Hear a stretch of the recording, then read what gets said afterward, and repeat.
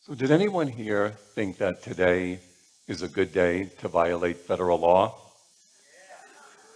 Well, of course not. And I can't think of a day where I thought it was a good day to violate federal law. Yet here I am, walking out of the U.S. federal courthouse in Washington, D.C., with my defense attorney after pleading guilty to violating a U.S. law that prohibits the bribing of foreign officials. Now, rewinding to 25 years earlier, I was getting a master's degree in foreign policy and considering a position in the White House. So what happened between that master's degree and ending up in federal prison? Well, I think it all started when I took on the role of the Vice President of U.S. Sales for a growing and exciting multinational, but based right here in the U.S. It was a company that manufactured products like armored vehicles and bullet-resistant vests, what we often call bulletproof vests. It was a great company with a wonderful heritage, and I'm sure, as you can imagine, working for a company that saved people's lives was so exciting and rewarding.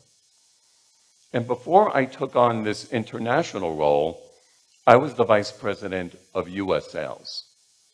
But as I would come to learn, the international markets were quite different than my U.S. experience. In international sales, there's a law called the FCPA. It stands for the Foreign Corrupt Practices Act. And it's a U.S. law that makes it illegal to bribe a foreign official either to win business or to keep business. And that means you can't pay the bribe on your own or give the money to someone else and then they pay the bribe. So it sounds pretty simple. Don't bribe. And before I took my first flight in this exciting new international role, I signed an agreement with my former employer that I would not engage in any form of bribery or corruption. Yet the reality is quite different. According to the World Economic Forum, there is almost $4 trillion of bribery and corruption being siphoned off our global financial systems. And working all over the world, traveling 250 days a year overseas for the better part of a decade, much of it in regions that were quite high in corruption risk, I started to ask myself, what does the company really want? Do they want me to meet those aggressive forecasts and targets that they sent? Or do they want me to abide by the FCPA? And due to no one's fault but my own, I didn't think I could deliver both and started to think that I was in the middle of competing corporate objectives between the pressure to succeed and the pressure to comply with the law.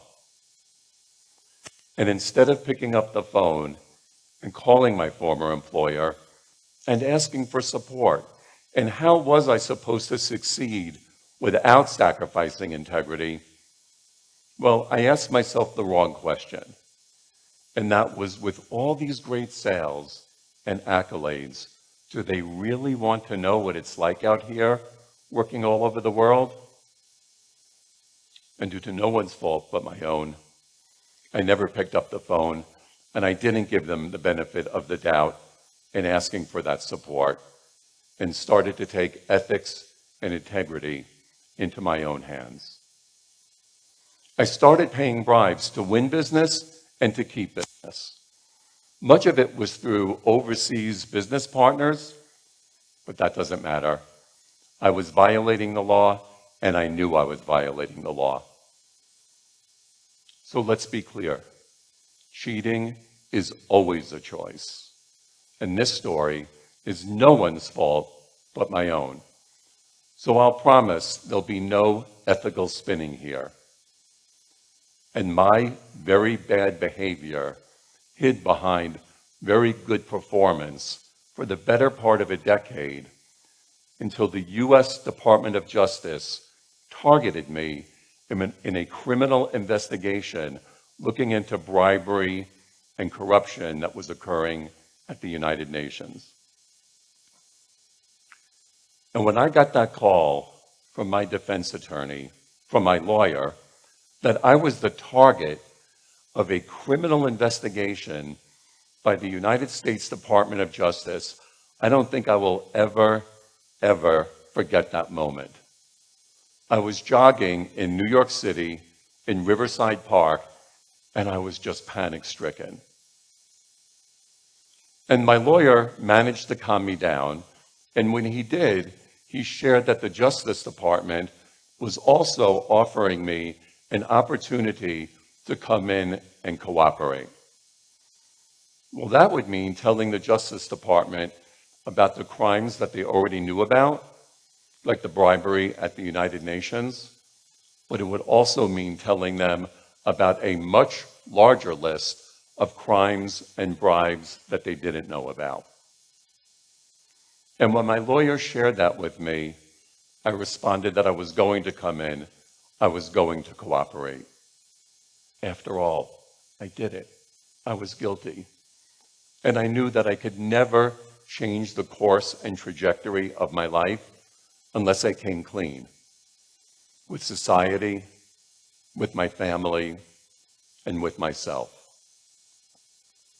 I knew that prison was going to be in my future, but when the U.S. sentencing judge sentenced me, he shared, "Richard, you did the right thing by cooperating, because had you not cooperated, I would be giving you between 8 and 11 years today instead of the 18 months that he sentenced me to."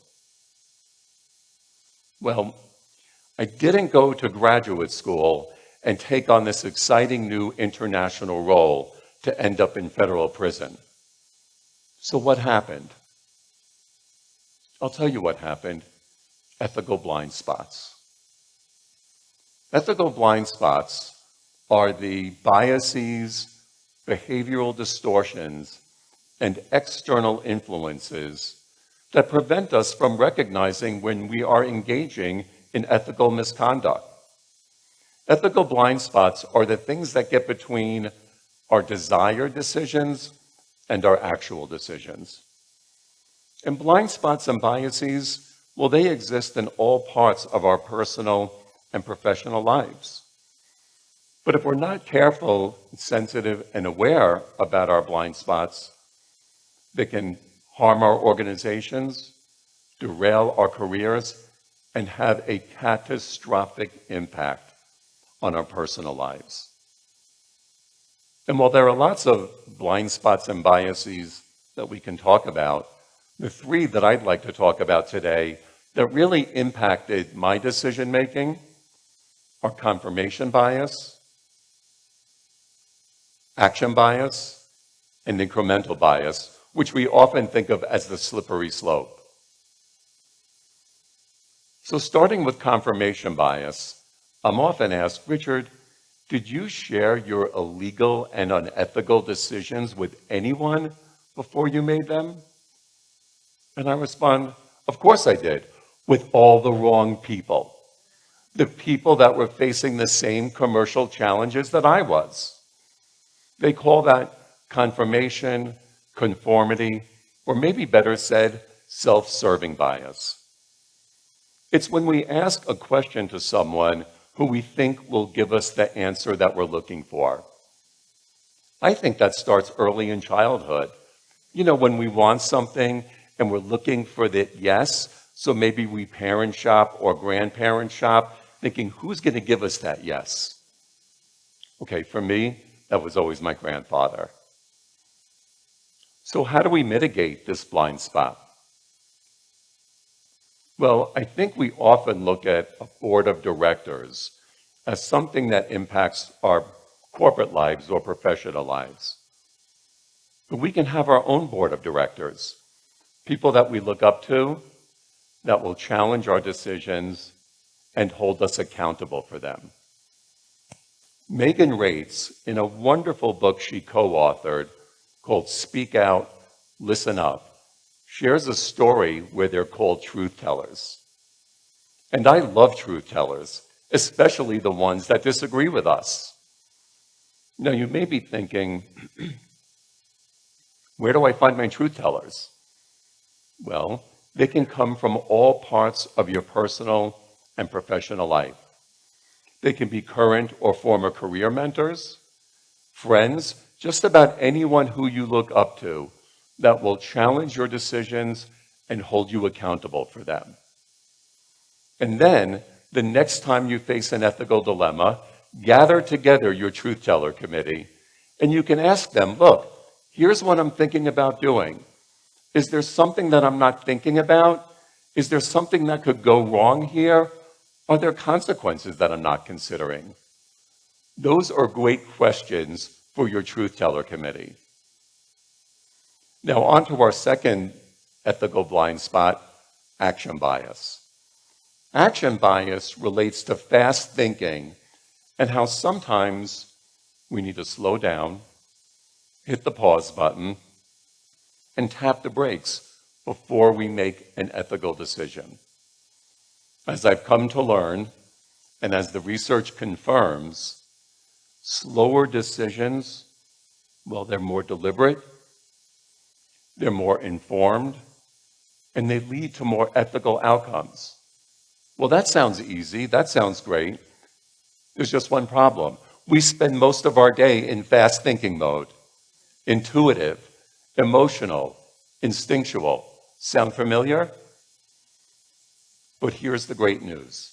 The next time we face an ethical dilemma, we can gather together our truth tellers and explore alternatives to what we might think of as an intuitive decision. And after all, there are always alternatives to taking a shortcut or an ethical misstep. We just might need to slow down and take the time to think before we make a decision.